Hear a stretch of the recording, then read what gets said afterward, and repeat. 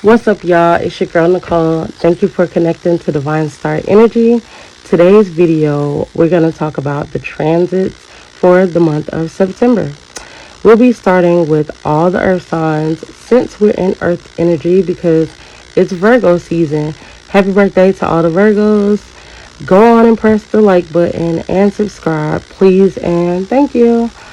Let's tap on these current planetary transits right now.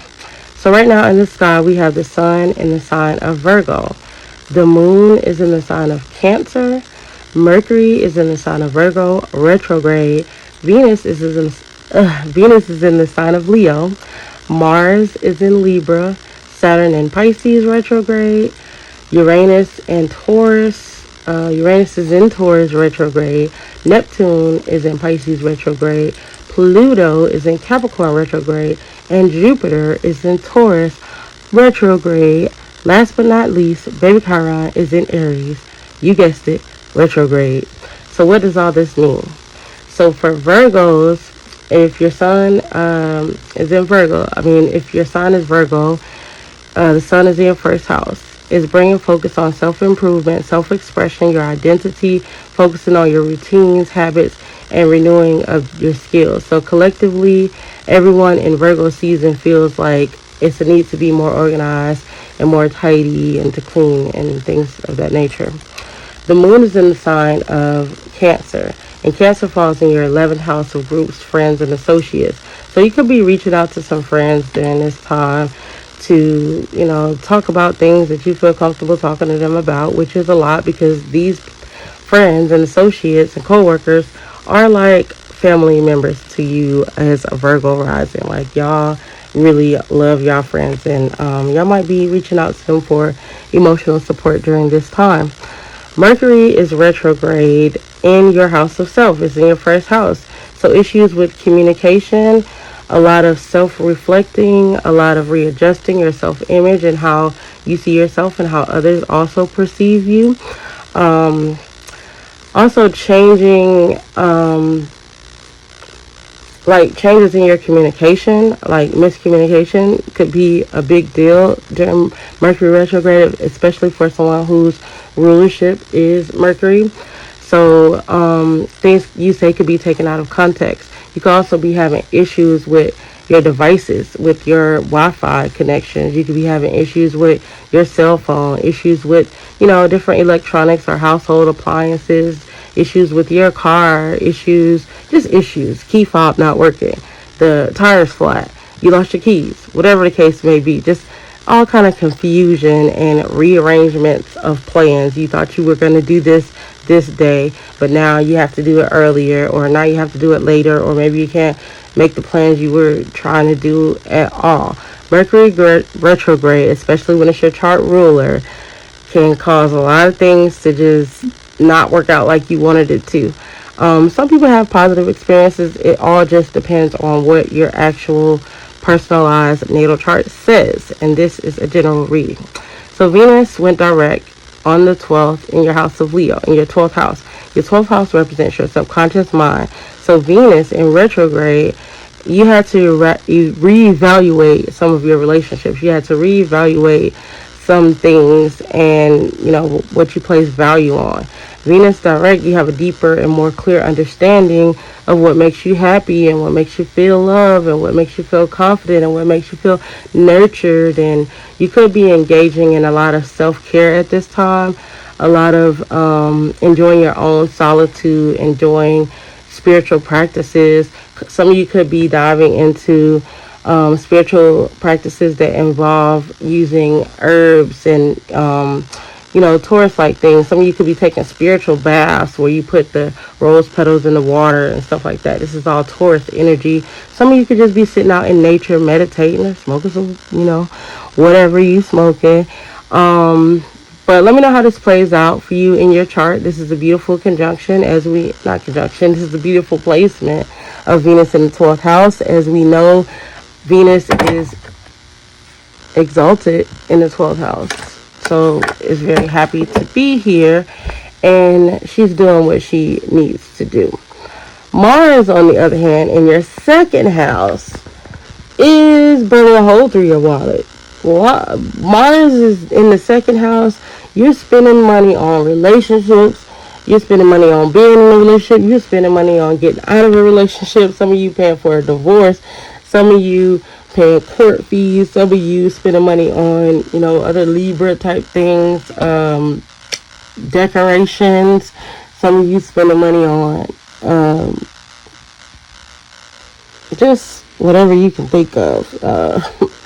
Libra, Mars, in a Libra house can influence your personal values of yourself. So you could be focused on finding a balance and approaching your resources and finances. You could be dealing with conflicts surrounding surrounding these things. Saturn is retrograde in Pisces in your 7th house of relationships. So Saturn is here to bring order to this house of relationships. It's here to bring order to your 7th house of yourself and others, to bring order to your partnerships.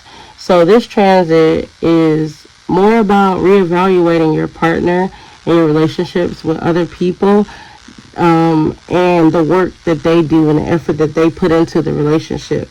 Saturn in the 7th house is going to be stabilizing committed relationships. Is going to be causing some, romantic partnerships to turn into monogamous relationships, and some monogamous relationships to turn into engagements, and some engagements are going to turn into marriages.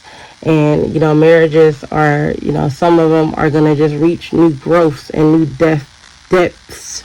And it could be through a challenging situation. For older couples, it could be, they're losing their, some loved ones. It could lose like a grandfather or parent or something. And then, that's causing them to have a stronger bond with their spouse or something like that.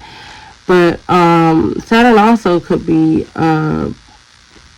putting focus on if your partner is a self-sabotaging person.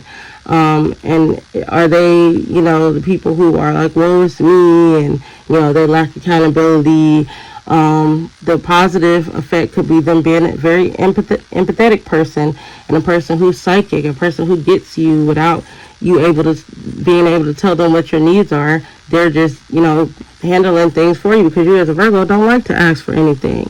You like to be the one that's of service. But now Saturn is here to ask you to be more realistic about your partner and, have clarity on the person that you're involved with. Like, don't just fantasize over them. Don't just be caught in an illusion or a delusion, caught up in the fantasy la la land and being all in love. And this person might not even consider themselves committed to you at all.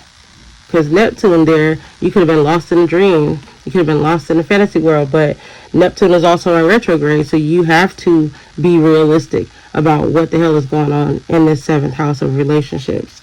And not just seeing the potential of a person and seeing them for who they are, and judging them for who they are and what they, how they show up and how they bring value to your relationships. That could have been that contemplation that was going on when Venus was in retrograde in your 12th house, and you're sitting there asking, oh, is this person who, because Venus is exalted in the 12th house, so you could have been saying like, oh, is this a person who I'm committed to, who's also committed to me, and they're giving me everything I'm giving them back? Or am I lost in a fairy tale and in love with the potential of who I think they could become, and they don't have any real intentions on becoming that person? Maybe they just want to drink alcohol all day. Maybe they just want to smoke weed all day. Maybe they just want to be lost in whatever addictive tendencies they might have. Maybe they might be addicted to going in and out of jails. Maybe they